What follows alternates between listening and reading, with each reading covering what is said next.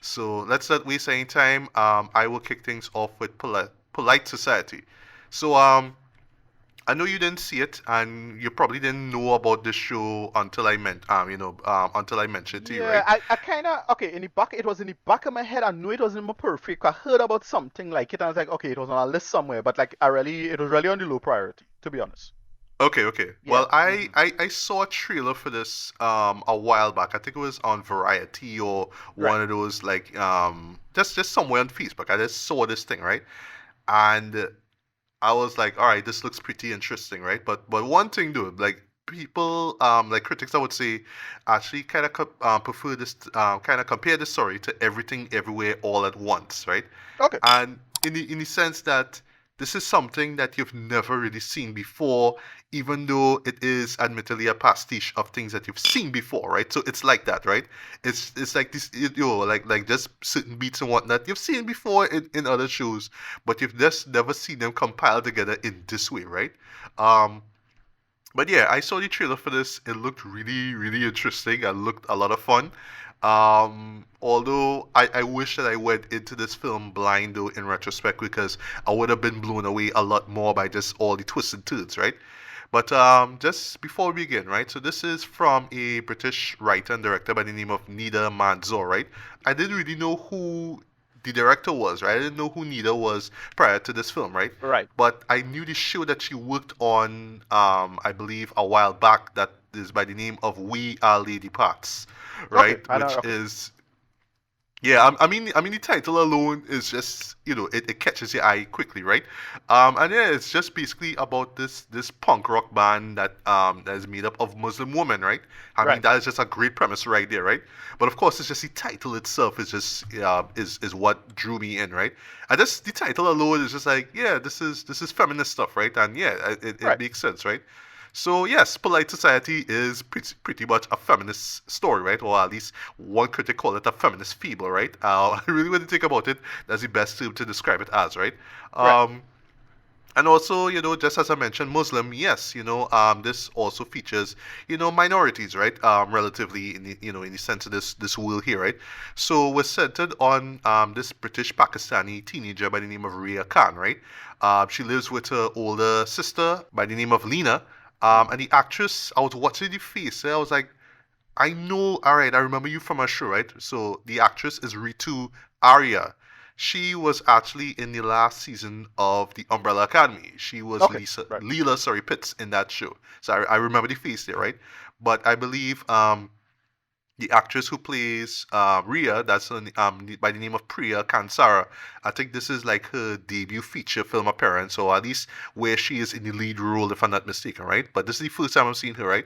So yeah, basically, Rhea has, she has dreams of being a stunt woman, right, in film, right?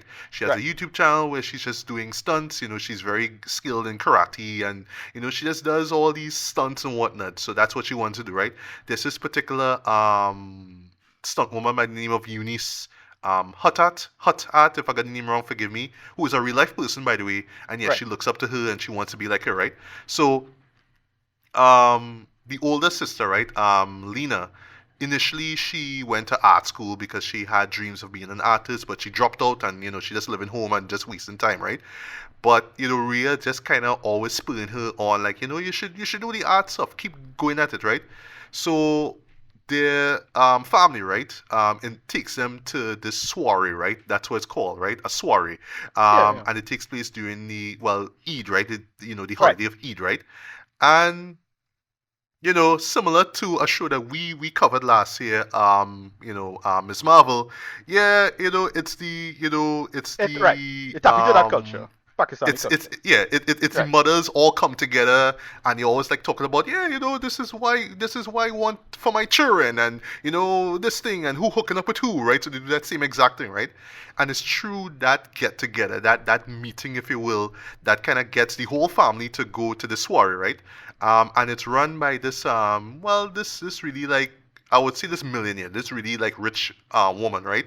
By the name of Rahila, right? She's a family friend of Lena and Ria's mother, right? Rahila has has a son, right? Just a lone child, basically, right? And of course, he's a pretty boy and rich and whatnot. And they set up this thing where he is just looking for a new wife, right? Because, well, his last wife passed away, right? So Okay. yeah, you see a Right. bunch of girls there, and well, long story short, Lena catches his eye, right? And yeah, well, they kind of hook up, right? Rhea, however, does not want anything to do with it. She hates this guy from the jump, and she's just trying to do her best just to get Lena to focus on the whole art stuff. But Lena is like adamant about this, like, no, this is not for me, this is not for me, right? So, long story short, Rhea and her two friends, right? Because they go to school together, right? Just geeky, nerdy characters, but you love them because they are Right. the outcasts basically in the story, right? So they're all hatching plans, trying to get this guy down, trying to bring down this guy and expose him and all that kind of stuff, right? But in the process, they learn something very nefarious, or I should say, Rhea learns something nefarious about Rahila, and that just leads into this crazy story that I absolutely enjoyed. I That's had right. an absolute blast watching this show here, right? So, as I mentioned before, with the everything everywhere all at once, right? Why I think people would compare it to that, right? Is again just how different it feels, right? It feels familiar, right? Just right down to the whole. And this is a show that relies a lot on genre tropes, right? But similar to, and I would say the two people that Nita is drawing inspiration from. One obvious Quentin Tarantino, right?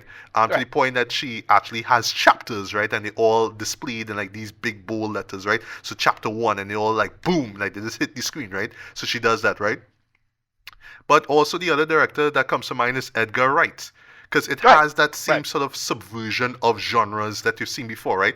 Especially genres that you usually associate with British cinema, right? So Right. whether it's romantic comedy or comedy drama, so some people may look at this and see a bit of Bending Like Beckham. They might see a little bit But of that there, right? But that's what I was similar thinking to about. stuff like, see, That's what I was thinking about. It's like, yeah, right. I wonder how much when I hear Indian and Pakistani and British, like, how much like Benedict like Beckham is this? Oh, yeah, go ahead, yeah. Exactly, yeah. And it does have a feel to that, right? Especially with, the middle class lifestyle that, Right. Rhea and the sister live under, right? So yeah. But yeah, it's just with going back to the whole Edgar Wright stuff, right?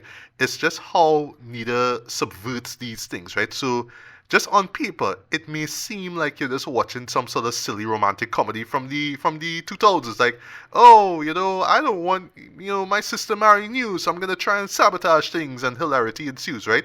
Right. But just early on with the whole stunt woman stuff, they established something that catch me off guard, right? And I saw it in the trailer. This also is a martial arts film as well, because yeah, Right. you have some genuine martial art fight scenes, right? To the point that you will see, okay, character A versus character B, and you'll see the name show up. So it's Rhea versus this one, right? The only Right. thing So, missing well, is round one fight, right? But it's like another that. vibe again. Another vibe again from it. Well, I think it's Edgar Wright. Well, is a little Scott Pilgrim in this, right? Yes, you're right. You're right. Yeah, Yeah. it does have that sort of Scott Pilgrim vibe, especially with the way how they did fight scenes in that film, right? Right. Yeah. And like on, well, just watched it, right? This just me watching this and kind of digging the show, right? I was worried that it was going to be style over substance, that it was just going to be, okay, it can't just be a simple, comedy drama, because essentially that's what it is, right? But no, you want to train all this stuff to be different. No, they actually find ways to make it make sense in this world, right? So similar to like a Tarantino film, it's the real world, but it's kind of hyper stylized in a sense now. So yes, in this real world, where people trying to get by, yes, you have a person who is obsessed with martial art films and have posters of stuff like, see, oh yeah, and by the way, points for her having Mao the Iron Fist. She has a poster with Mao the Okay. Iron Fist. She actually has a poster of Dragon the Bruce Lee story from Right. '93 Right. on her wall. I'm like, word, right? But yeah, and she going through shenanigans at school, she being bullied and whatnot. There's actually a cool fight scene that takes place with her and one of the bullies, and yet it all makes sense in a strange kind of way, right? But there's a great moment, I'm not gonna say where it happens, where Ria's pretty much told, or it's pretty much stated that yes, she have a wild imagination, and well, for her age, it's not like she's a little kid or whatnot, right? But just for her age and what she wants to do, because yeah, she's interested in action cinema. It's like, yeah, you can't make a future doing this, and why you keep thinking about this, and why you going this far, to do this, right? And what I mean is that there are numerous moments where it is legit like Rhea and her friend just watch one too many movies. I just think that yes, if I do this, it will work, right? Um, it really does also have the feel of watching a James Bond film, right? Because yeah, there are moments where like where you see Rhea and her friends do the kind of spy thing, so they dress up in disguise to find out what's going on with Right. Rahila's son, right? But speaking of Rahila, just slight spoiler, but they kind of saw it in the trailer basically. Yeah, she's the villain in this, and she is pretty much a James Bond villain, true, especially with the way how she is set up, and I thought that was great in terms of her setup. But yeah, she's a great antagonist to Rhea, right? And I'm not gonna say what makes her bad though, but it is very nefarious, very over the top. It kind Mm. of borders on sci-fi actually, right? Right. And it's crazy, yeah, it is, but in the world of this movie, it works, right? And I must say that the script for this, though, which actually is written by Nita as well, is very very clever, right? Not just in terms of the subversion of genre tropes and whatnot, but just how it flows, right? And this is one thing I just really love about British cinema, right? Well, I would say just going back to Edgar Wright for a bit, right? This really reminds me a lot of Hot Fuzz, if you remember Right. how the Right. flow of that film was, Yes. where it's Right. like, oh, it starts off as Right. Yeah. cop team up And it with have a weird horror rookie or whatever it concept is, behind it. Yeah. Right. right? And Hmm. the weird horror stuff comes in just out of the blue now. But Yeah. Yeah. it's how the story builds and builds and builds. So when it gets to the reveal as to what's going on, it's like, oh shit, right? So you get that mix there. You get that same thing here in Polite Society, right? So it seems like it's just this average comedy drama, like you're watching something like Benedict Beckham, right? Right. But you have a bit of that romantic comedy tropes with, the sister getting married and the other sister don't want anything to do with that, right? You've seen that before, right? But how it flows, though, and then when it leads to the big plan that Rahila is up to, it's like, wait there, but like, like it almost feels like you're watching a different film, but because of how well written it is, right? It flows very well and it fits in exactly what's going on, right? And it doesn't Right. take you out of the story as well, to it. It really fits, right? Um, and really like that, I just love like thematically how it just touches on, well, arranged marriages, right? Right. Right. And just the idea, I mean, nothing new, of course, right? But just the idea of wanting to do right by your parents, right? So of course, especially with their heritage, yes, there is a moment where a character says, yeah, something along the lines like, I wanted you to be a doctor, Rhea.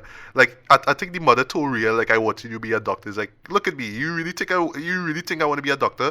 Is that kind of vibe that they're going for, right? But yeah, it is really from a feminist stance though, and it's just the idea of, yeah, you want to do what you want to do, but you feel like the society and, well, especially the patriarchy wants you to do otherwise. Like, no, no, no, I am headstrong. I want to do this, right? And it works. It totally works, right? The acting is great across the board though. Priya Kansari, this is the first time I'm seeing her. Yes, she is a superstar, George. She is so great in this though. She just delivers the dialogue very well. She does awkward humor very well, especially, okay, yeah, she is awkward at some points too, right? Right. She's a little bit of a, well, again, just that kind of nerdy kind of character, right? But just, she's just very much into martial arts and whatnot, right? Ritu Arya was great as well as the older sister, Lena. She's great as well. But the standout for me, though, is Nimra Buka. If I got the name wrong, forgive me, right? And yes, all three of them have Pakistani heritage as well, too, right? Right. Yeah, so Nimra plays Rahila, and she is great though as a villain, right? Just so commanding on screen though, and you can just tell that she's just having a blast, on this film, right? And yeah, I mean, even though it gets kind of dark with the whole reveal and whatnot, right? Yeah, this is just a fun film, true and true. But really, the idea is just the how it just subverts, the tropes and just the people's expectations, right? And it just tells this really like entertaining story, and it just keeps you going from start to end, though. And I must say, just before I get to rated, the fight scenes are amazing. They kick a lot of ass, and yes, Priya actually did the stunt work for this as well too. And yeah, Right. I would say she have a future. I think behind the scenes. She had to learn karate or learn martial arts for 6 months prior to working on this. So, but yeah, I could see her working in action films. Yeah, in the near future, man. But at the end of the day, though, it's just how all these elements come together and it just totally works. So it really feels like this feminist take on an Edgar Wright film, but just with sort of a Tarantino-esque kind of style to it as well, right? And yeah, it's just a blast from beginning to end, man. So rating-wise, I'm going to give this a strong 4 out of 5. Nice. This is easily one of the best films I've seen this year. Um, it's just surprisingly great, well written, just witty. You know what I mean, from start to end. You know, just so sharp in terms of the writing, the dialogue, and just the themes and all that kind of stuff. Though, and of course, me, just me being a martial arts enthusiast myself. It was just cool that I was just able to see something like this that I would have just easily dismissed and just think, oh, it's just some knockoff from the 2000s, but it have like martial arts in it, so cool, you know what I mean? But yeah, even all of that totally works as well, man. So yes, the comparisons with this and Everything Everywhere All at Once make a lot of sense. Yes, because both films include martial arts and they kind of come out of the blue. But And have a kind of in this a case family here, dynamic just with the like mother. Everything Everywhere, it Yeah, and have a little works. family dynamic with mother and daughter too. So I can imagine a little bit of that too. Yes, yes, Yeah. yes. Well, it's more on the sisters. That's really the strength Okay. of the show. It's all No about the problem. sisters and the bond that they have or lack thereof. That's really the strength of the film itself, right? Especially how far Ria's going to go to, yeah, pretty much to protect her older sister. That is really admirable and rather sweet, right? Yes, it comes off weird and awkward, but there's a lot of heart to it as well. You could understand why Ria does what she does, right? But yeah, I had a blast with this though, so I would wholeheartedly recommend this, man. This definitely for sure will be showing up on my best of list. But I'll close this. This is one that I know for sure will fly under people's radars because I don't think that it was promoted very well, like Right. just marketing wise. Um, and if I'm not mistaken, this was supposed to come out in Trinidad because I saw the poster for this on Okay. Movie Town's website. But if you know Movie Town, they will tell you they're showing a show one day and then a week later, boop, nope. Yeah. Yeah. So thankfully, they Universal and them decided to drop it on digital, so I was able to watch it there. And yeah, I'm glad I did. I really enjoyed this, man. And yeah, again, I wholeheartedly recommend checking out this film. It's really solid business, man. Nice. All right, so up next now, keeping with chapters, let's talk about Sisu, the trailer of which I saw a while back and I was completely blown away by. By the way, shout out to Alice for at least tagging me on the first trailer fit, right? Yeah, and yeah, I mean, just seeing it there, I mean, right off the bat, and I mean, anybody will see this when it comes to reviewing it. Yeah, this is John Wick, but just set in World War II, and it involves, killing Right. Nazis, right? Right. And if we all know a thing or two about Inglourious Bastards, that's the Tarantino film, and the film itself that inspired it, The Inglourious Bastards. Yeah, I mean, nothing's better than killing Nazis, right? So yeah, we love that shit, right? So here we go. But in this case, it's just an old man, doing the whole John Wick shit, right? So Yeah. it's just a question of how that will play out. And speaking of John Wick, it's also from Lionsgate as well, right? So um, yeah, Lionsgate is clearly on a roll with these John Wick-esque kind of films, right? So yeah, we'll see what other version of that story that we get from them in the near future, right? But yeah, Sisu looked exciting, as just promising as hell. It just looked like just shit that I will absolutely enjoy, especially with just me and just loving 70s exploitation films like grindhouse films, right? And yeah, that's exactly what that show is going for. Which is funny because I think this week or next week, Netflix supposed to be dropping a film called Blood and Gold, which is also set in World War II, also Right. involves Nazis, but the trailer for that in particular has that grindhouse style to it. Too. You should check Right. it out. It's dope. It's really dope for me, right? All right. So Ricardo, Sisu, what is it about? Right. So yeah, as I say, guy who studying the goal, my pelts and my goal. Nazis come to kind of just like be kind of fuck around and one day want I think they want him to work for them and basically take the goal indefinitely. Basically they want to take his shit, and he was having none of this, and he just proceeds to completely fuck them up. I forget who's the side girl who he had to rescue help out. But yeah, it have a couple of side chicks who was around who had to deal with the Nazis too. And yeah, them help him out to fuck up Nazis, and that's basically it. him fucking up Nazis. It had a plane. It had a tank. It had them on the tank. Man hanging on tank, and Hmm. then Nazis just getting the shit kicked in. Yeah, Yep. that's pretty much it. Yep. Did I am I accurate? Yeah, you're right. Right. I kind of love this. Me Grimy. too. Yeah, really grimy, really thing. Not performative. It didn't feel lazy or anything like that. It's really good filmmaking. Um, it does this. How to describe it, boy? It does this thing where the camera work and the action ties really well together. But you're not even thinking about it. Um, it's kind of unconscious filmmaking almost. It has everything feeling very what to describe it? Verity a Mm. borderline. Yeah, they use a lot of shaky camera movies, but it works and it's very sharp, crisp images and visceral blood and it's like all right, this it start wild and it real get dread and then it stay wild and yeah, but I didn't expect this to be as good as it was. 'Cause I thought it would have been like something like a real lazy kind of what is called boy when like a kind of lazy kind of grindhouse thing and it'll be a little bit not as well thought out, but it didn't feel like remember Overlord, Oh yeah, which yeah, yeah. which I, which had I a I had solid fun with that. story. Mm. Right, right. But I was expecting something like a lazy version of Overlord or something like that. Right. But it'll look good, but not really that well thought out. It's like no, it's there's not much dialogue or anything like that. It didn't try. In that sense, they keep it grimy and silent, but it works for what it is. Yeah, and I had fun with it. I can't be mad at any of this.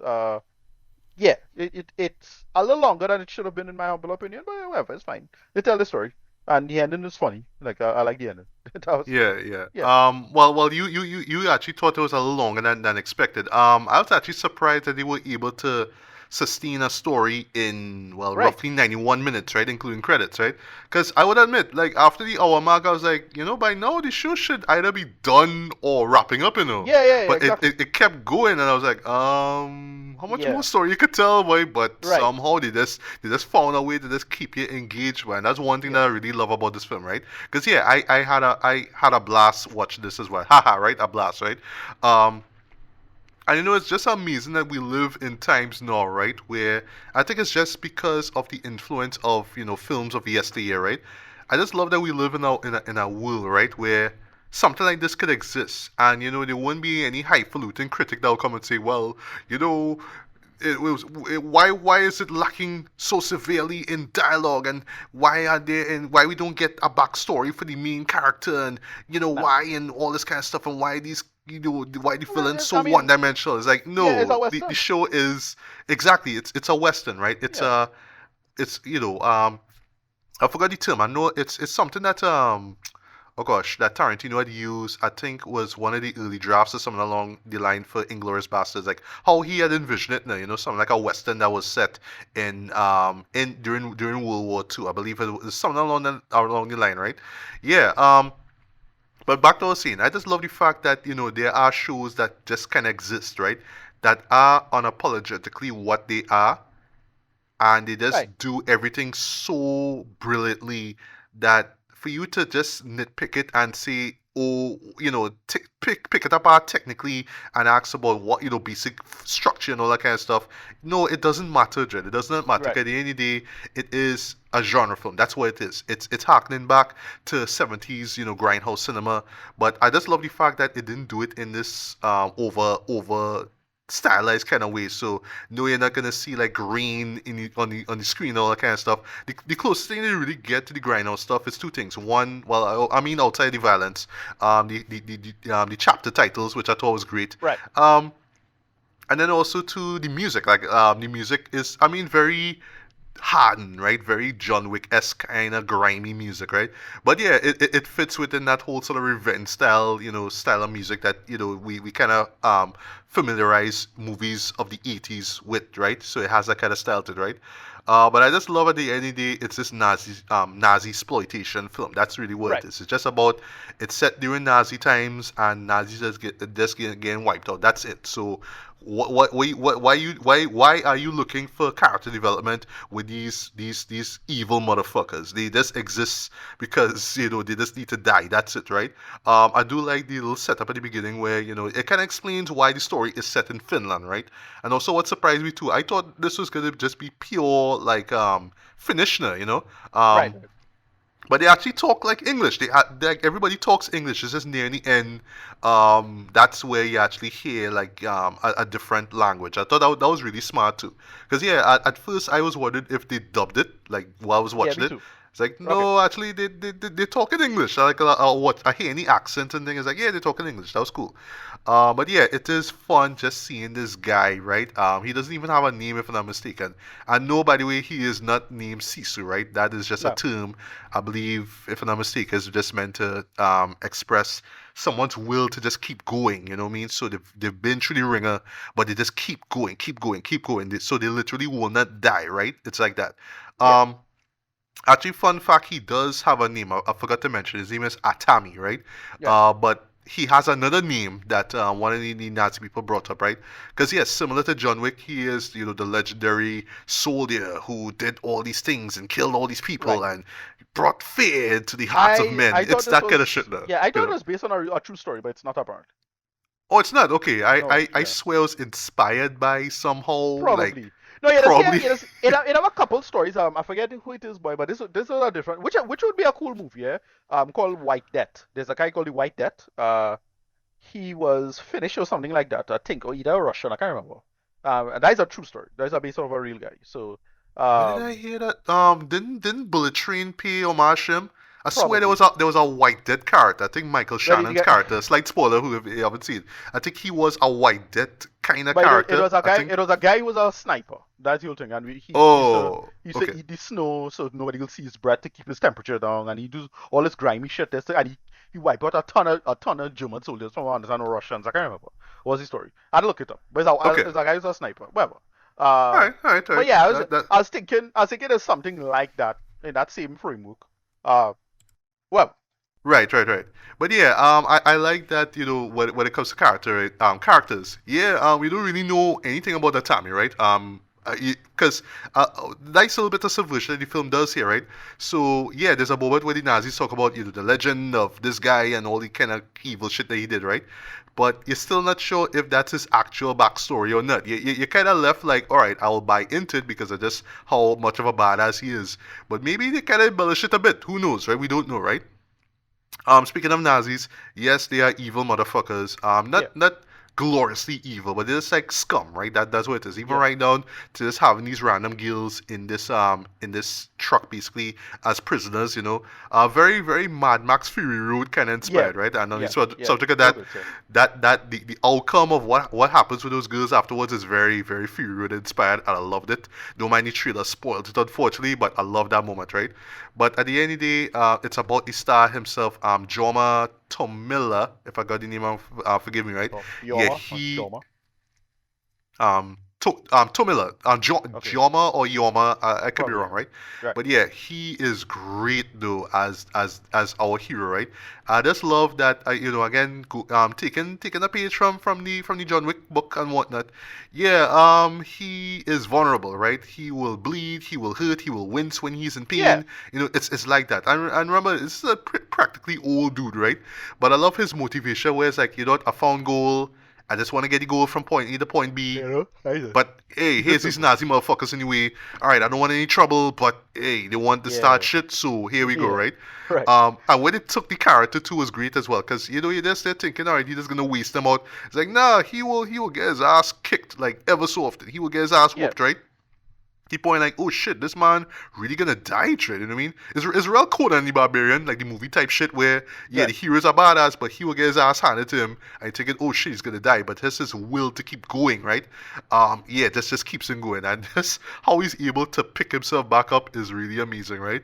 I will say this though, and I put this up on Facebook. This show has one of the best death scenes I've seen in a movie so far this year.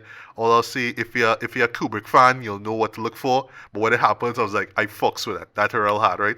As you was mentioning with camera work and whatnot, right? I love the cinematography in this. I think what you mean with what you're saying earlier is that because it's not like on a set, like it's basically outdoors, right? And it's using like these sparse, barren landscapes now. So where where the blocking and the framing takes place, it feels like it's part of it's part of that environment now. So there's no camera trickery, like there's no close-ups or whatnot to kind of hide certain shots, right? So when characters get blown up or whatnot, you see it in detail. It's Yeah, not like yeah. close-up or whatnot unless it's absolutely necessary. By the way, there's a lot of explosions in this though. There's Yep. one person who collects a landmine. That's all I'll say. That was fucking awesome. I love that. Um, and just in closing though, the end, just that final shot and where it all led up to, I love that. That is Yeah. brilliant. I love that. It's so clever. It's so funny at the same time. Like, oh, this is really what it was all about. It's like, yeah, I just No, what yeah, is that was said. about. I thought Yeah. that was smart. That was real smart, right? But yeah, again, Lionsgate have a hit on their hands with this movie, man. But really, this is a genre film and it knows its audience, right? Like while I was watching this, I would just imagine this being screened in some sort of like midnight movie screening or whatever, and there's people just sort of lose this shit out as how it's seeing how many ways Nazis get killed. That's what it is, right? But again, we just live in a world where something like this exists, right? And you wouldn't have anybody that will, some highfalutin somebody will come and say, but story-wise it makes no sense and what's going on. No, it is what it is. It sticks to its guns. It tells you this in like a short space of time. It delivers the goods. That's all you get. You get your blood, your guts, you get your badassery. What more? What more do you want, right? And I'll close this. It really does feel like something out of the 70s, right? Because well, I mentioned the Inglorious Bastards, right? But yeah, just other films that if you know your history, that came out from Europe, right? That was like just pushing the envelope, right? In terms of what they could get away with, right? Yeah, it really does feel like that, right? Like just something straight out of the 70s that was just really going out of its way to just give you the visceral thrill now, you know what I mean? And I'm really curious to see what Netflix brings to the table with their Blood and Gold, film, right? But yeah, I have a feeling that it's gonna be just as good, if not better, than what we get here, man. But Sisu is a real deal, man. So for me, for what it is, I am giving this also a strong 4 out of 5, man. And this also will be in my best of for the year, man. I had a lot of fun watching this, man. Yeah, we'll find a thoughts to Ricardo. Yeah, written. Yeah, like I said, I'm out of 10. It wasn't special, but it's good. I just enjoyed for just the violence and the viscera of it. That's it. As your this opening shot, the early shot, the whole top of a man head get blown up. I was like, yeah, okay, that's what we come for.